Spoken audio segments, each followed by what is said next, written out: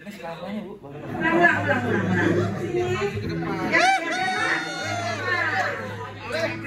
Pak Andre, maju Pak Andre. Jangan itu Pak Andre. Iya, tuh. Wah, cocok ini. Perut begitu tuh.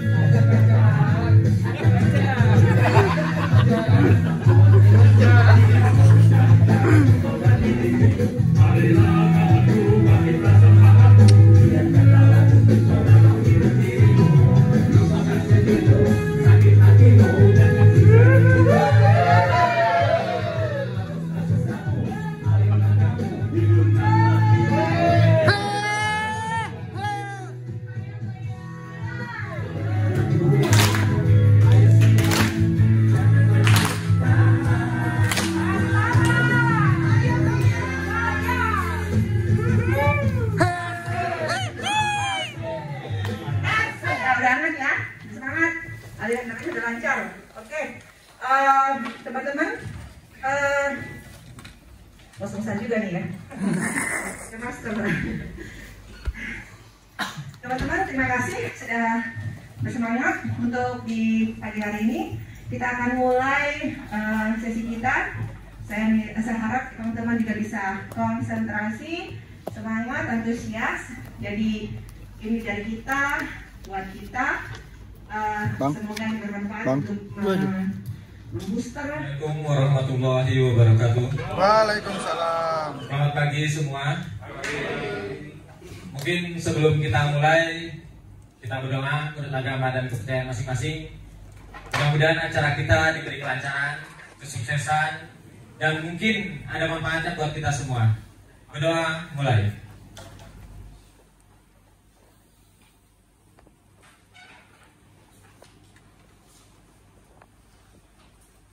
Berdoa selesai. Terima kasih kepada Bapak-Bapak, terutama Bapak Cuco, Bu Eka, Pak Firman, Pak Stephen, Pak Arya, Pak Agus, dan mungkin rekan-rekan semua.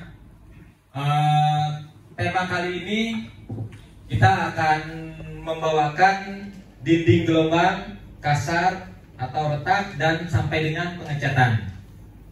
Mungkin saya perlu tegaskan di sini bahwa kita hanya sharing session ya Pak ya. Jadi tidak ada saling untuk menjatuhkan atau apa.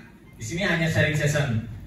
Terus yang kedua, kita ambil sampel untuk dinding di sini adalah dinding dalam. Jadi dinding luar kita kesampingkan dahulu, tapi nanti mungkin bisa kita bahas sekalian. Cuman yang kita bahas di sini adalah dinding dalam. Mungkin itu aja pengantar dari saya. Mungkin Pak Antoro atau yang lain. Oh ya. Mungkin yang pertama kita langsung ke Bapak Agung yang untuk menyampaikan.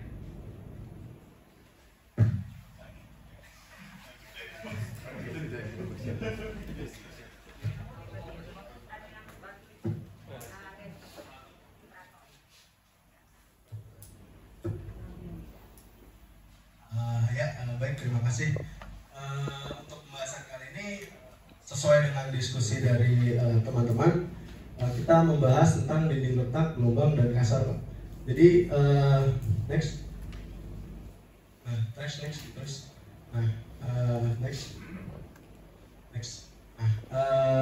terus, dari yang kita diskusikan ada beberapa penyebab atau faktor dari awal mula pekerjaannya, Pak. Dimulai dari pekerjaan pasangan dinding bata, pekerjaan plaster dan aci, sampai juga pekerjaan pengecatan. Nah itu ada beberapa faktor-faktor. Nah yang pertama dari pekerjaan dinding bata Pak. Hal yang pertama yang harus kita lakukan itu adalah dari gambar pelaksanaan. Dari gambar pelaksanaan ini kita harus ngecek dulu nih Pak, dari mulai asnya semuanya. Jadi semuanya itu harus sesuai dengan gambar. Jangan sampai nanti pada saat pelaksananya itu asnya nggak sesuai gitu. Nah itu jadi masalah lagi. Kemudian dari pemeriksaan materialnya Pak, yaitu bata merah. Kadang ada di lapangan itu bata merah yang nggak sesuai, kayak misalnya batanya sudah hancur, rusak, itu tetap dipakai. Dan juga faktor dari pasir. Pasirnya ini biasanya ini harusnya mengandung pasir bangka ya Pak ya, yang putih, dan itu mengandung kadar lumpur yang rendah.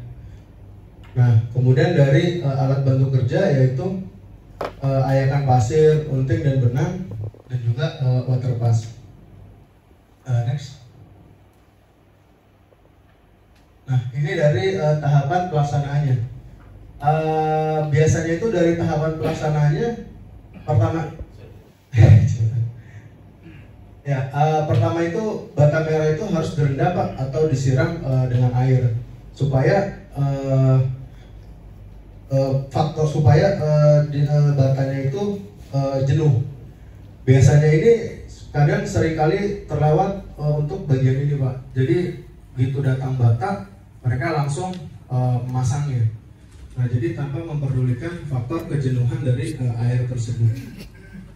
Kemudian pada saat pembongkaran bekisting juga harus bersih Pak. Jadi kalau misalnya masih ada sisa-sisa triplek, itu juga mempengaruhi untuk keretakannya. Jadi bongkarnya itu nggak rapi atau nggak bersih, nah itu juga mempengaruhi.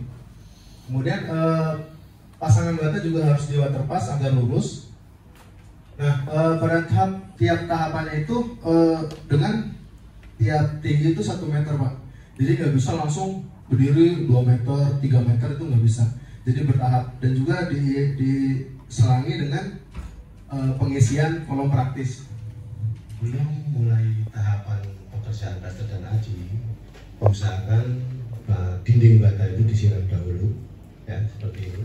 Kemudian bagian sparing itu harus terus dengan kawat ayam supaya menghilangkan dan mengurangi keretakan. Kemudian khusus area tangga diberikan kepalaan. Dari trap tangga ini naik sekitar 10 sampai 15 cm. Terus kemudian yang horizontal ini jaraknya 1 meter per 1 meter. Dan ini vertikalnya ini sampai ke top plafon lantai 2, karena area tangga ini kan tinggi sekali. Jadi kepalaan ini nggak boleh putus sampai ke lantai 2 supaya menghasilkan plesteran tidak gelombang. Next. Kemudian tahapan berikutnya, plesteran dilakukan. Ini ada 2 cara. Yang satu diisi dulu, dikaprotin dulu, kemudian baru dipakai jidar ya. Nah jidar itu ada yang vertikal, ada yang bisa horizontal. Jadi ini mungkin tergantung trik tukang masing-masing. Kalau kepalaan yang vertikal ini mungkin bisa dari bawah ke atas. Kemudian kalau yang kepalaan yang horizontal mungkin bisa dari samping. Yang persyaratannya adalah sebelum pelestarian dimulai, dinding bata merah oleh tadi sudah ya, sorry. Kemudian tebal kepalaan itu 22 cm.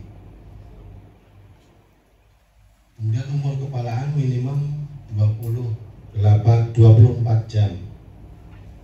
Kemudian plesteran harus dilaksanakan sampai ketinggian tepat di bawah ring balok, sedangkan antrian cukup sampai di atas plafon. Kemudian plesteran untuk bata merah adalah 2 cm, sedangkan untuk bata ringan ketebalan minimum adalah 1,5 cm. Kemudian setelah semuanya plesterannya rapi, rata, dipastikan sudah tidak ada yang bolong-bolong dan kemudian halus. Kemudian dilaksanakan ke pekerjaan pengajian. Kajian dilaksanakan setelah plesteran umur lebih dari 14 hari. Nah, itu nanti dilakukan didata. Jadi waktu pertama kali bikin plesteran itu tanggal berapa, dan nanti sebelum majunya ke 14 hari. Dan ketebalan haji adalah 2 sampai 3 mili. Oke, habis ya. Oke, untuk tahapan selanjutnya pekerjaan pengecatan yang akan dilanjutkan oleh teman kami, Pak Wahyu.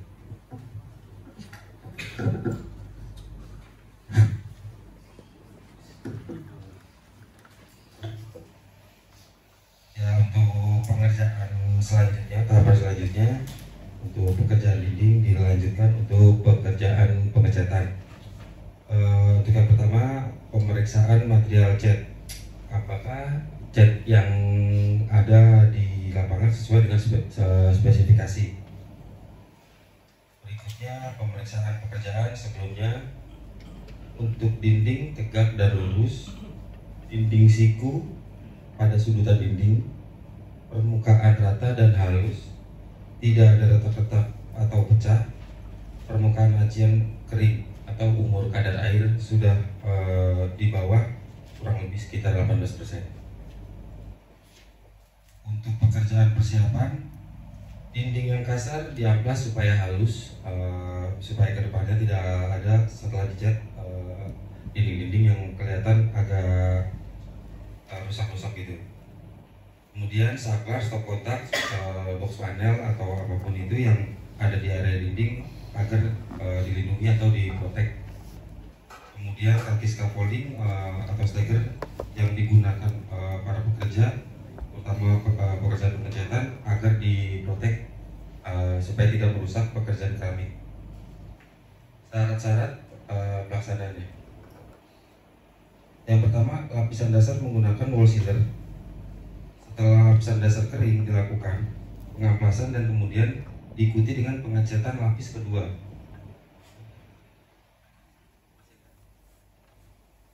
Untuk mendapatkan dinding yang halus dilakukan pengamplasan kembali. Jadi setelah pengecatan lapis kedua, agar dicek ulang. Kalau memang masih ada yang sekiranya dinding kasar atau apa, diusahakan diamplas kembali ke lapisan kedua kering.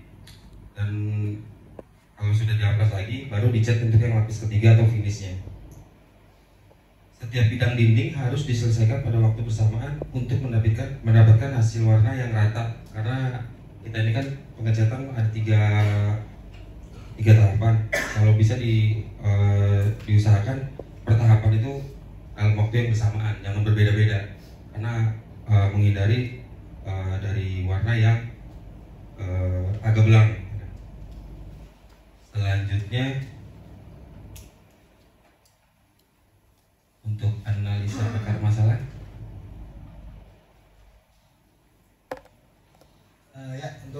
Jadi setelah kita bahas dari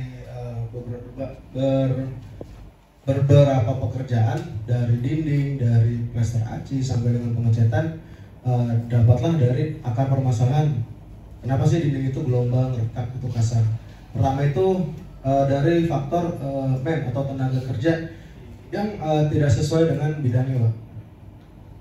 Kemudian dari material yang digunakan tidak sesuai.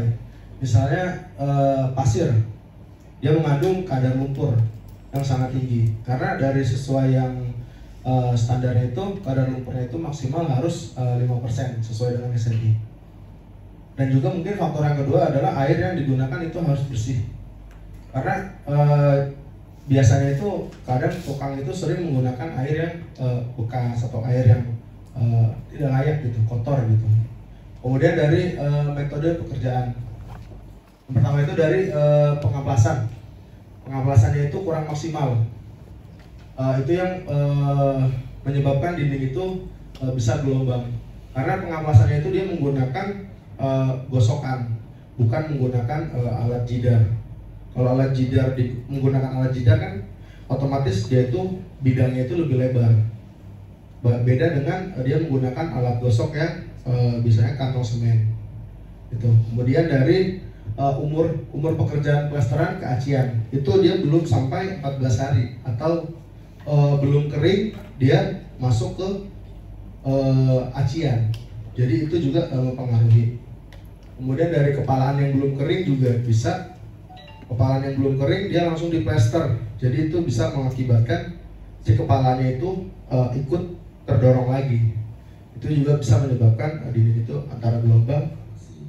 Komponen pasir yang agregatnya kadar ukuran lebih rendah. Nah, bila mana kita menemukan hal-hal yang lain di lapangan, apa yang harus kita lakukan? Kita menemukan salah satunya pasir datang, kita tidak tahu, langsung diturunkan. Tidak ada pengecekan kadar ukuran segala macam semua. Nah, terus lagi airnya pun kita lihat kotor. Di lapangan kita menemukan seperti itu. Nah, apa yang dilakukan oleh teman-teman di lapangan bila mana menemukan hal seperti itu di lapangan? Itu aja sih dari saya. Terima kasih. Langsung dijawab ya dari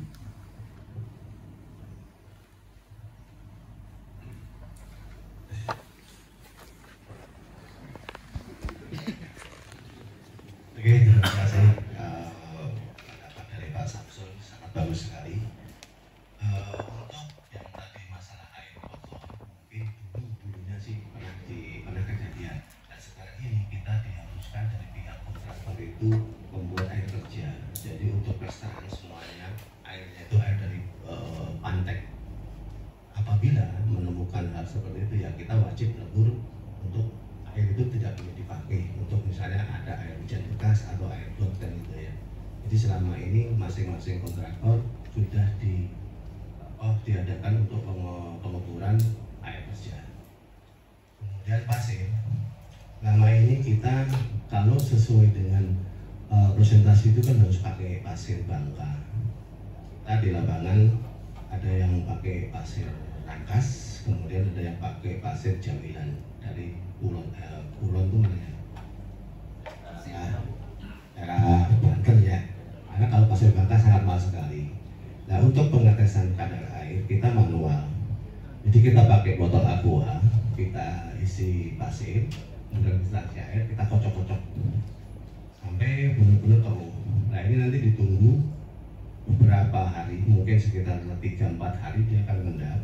Dan endapan lumpur nanti ini akan kelihatan.